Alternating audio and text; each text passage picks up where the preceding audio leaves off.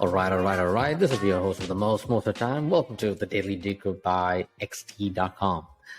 Today I got 3 articles from Cointelegraph. I was supposed to get some articles from CoinDesk, but for some technical reason, I'm not able to access it. I don't know what's going on. So, but nonetheless, Cointelegraph is pretty decent, pretty nice. So, let's cut to the chase. Here, we have an article from Cointelegraph. It's from Martin Young. Need to share you guys the article, right? All right, let's see what you got going on. All right, voila, there you have it. Now this article is from Cointelegraph, and the article is all about the record hash rates may see big oil become a major BTC mining player. Big Oil's influence over the Bitcoin network is growing stronger due to the surging hash rates and distressed mining companies. Currently, at the moment, BTC is $20,440. The network hash rates are causing problems for mining companies, but might be rolling out the red carpet for energy giants. Now, definitely we're seeing a new Bitcoin hash rate world record, 9% higher than the prior all-time set just a few days ago.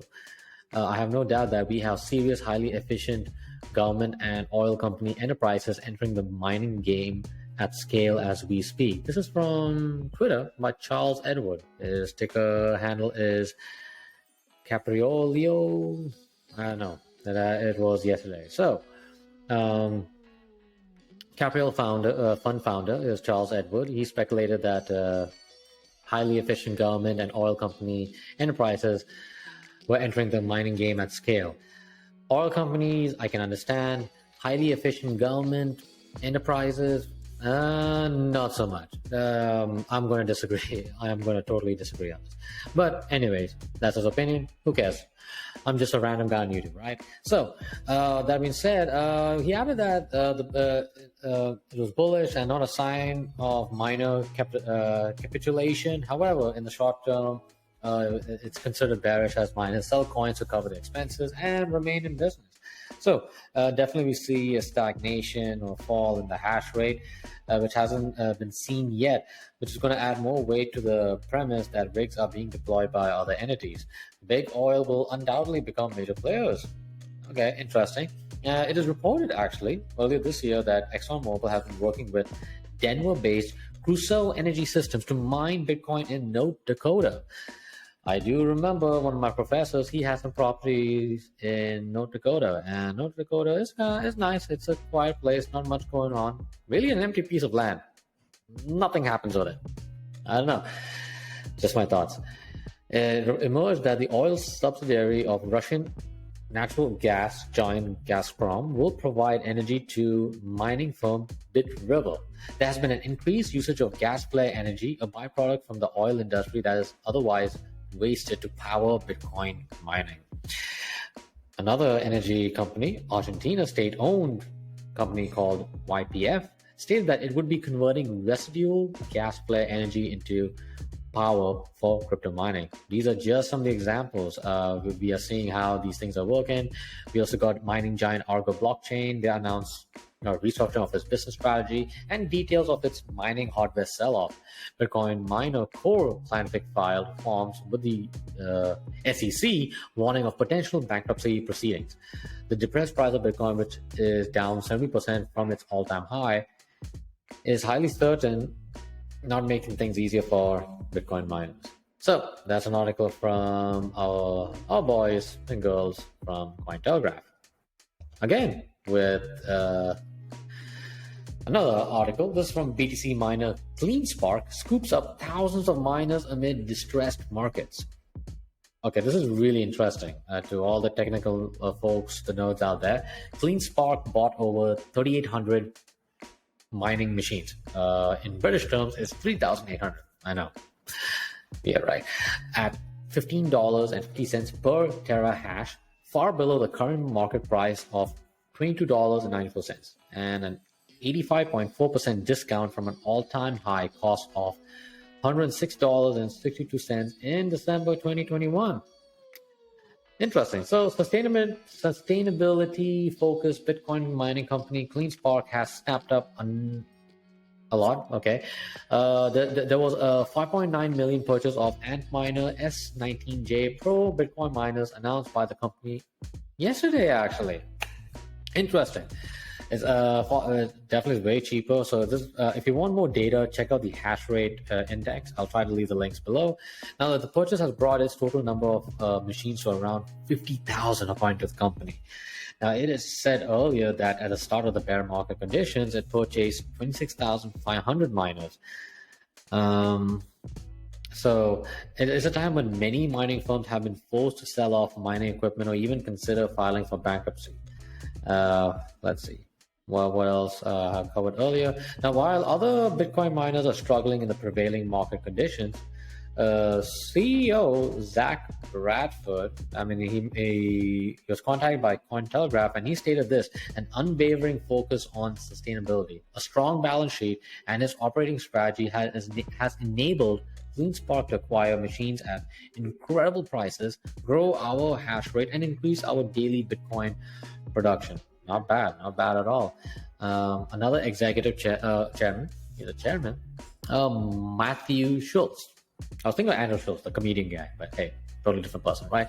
Said that one of CleanSpark's operating strategies has been to view Bitcoin mining as a potential solution for creating more opportunities for energy development. That I can agree.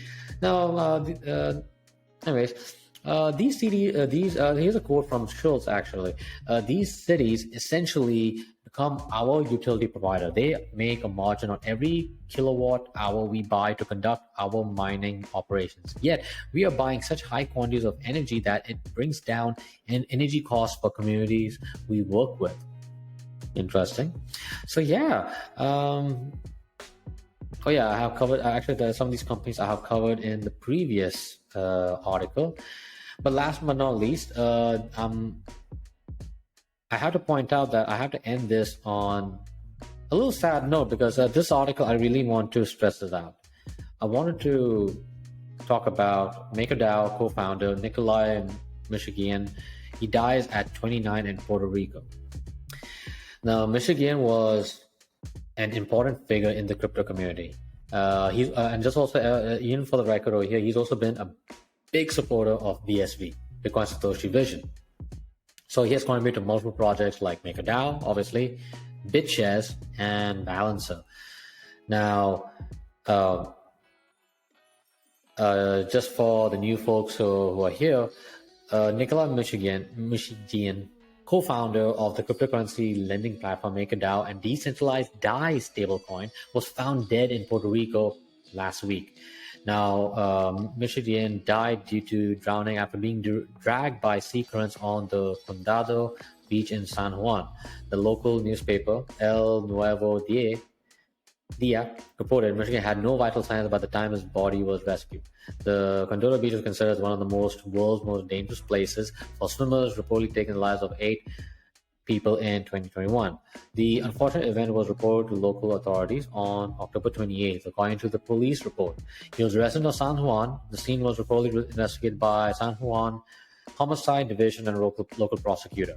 Now, he was a very important figure in the community, contributing to multiple industry projects, with some referring him as a DAI architect. The 29-year-old crypto developer is known for his work with MakerDAO, Forks, Rico, and Rye, as well as proof-of-stake blockchain network BitShares. MakerDAO founder and CEO Rune Christensen took to Twitter on October 31st to say that Mushegian contributed important inputs to Maker's development and has done some crucial work since the early days of Ethereum. Now, this is a quote from Rune on October 31st. Nikolai was one of the only people in the early days of Ethereum and smart contracts who was able to predict the possibility of smart contract hacks and invented the security-oriented approach to smart contract design we know today. Maker would have been toast without him. And here's another Twitter quote from Cardano founder Charles Hawkinson. He wrote on Twitter, that he knew Mushegian from back in the BitShares days.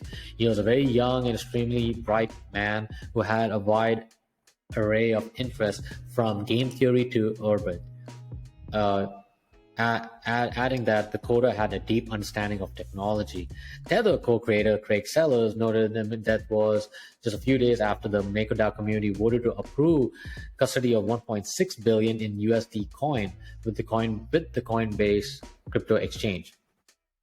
Now, Mushegian was an active community member on social media. His Twitter account is Delete Shitcoin, has about 3,500 followers at the time of writing. His last tweet was published just a few hours before his death, referring to suggestions of alleged blackmail from the United States Central Intelligence Agency and Mossad.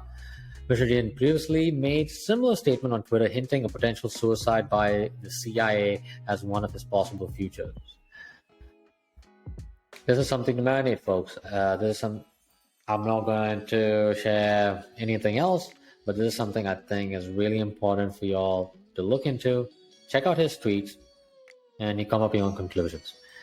And yeah, I just want to end this on a sober note, and I hope this kind of gives each and every one of you who are tuning in something to reflect on and really think on, why we're in this space. So anyways, I gotta go. This is the Daily Decrypt by XT.com. Thank you for tuning in. Y'all be good. Y'all be safe. I'll talk to you soon. Bye for now.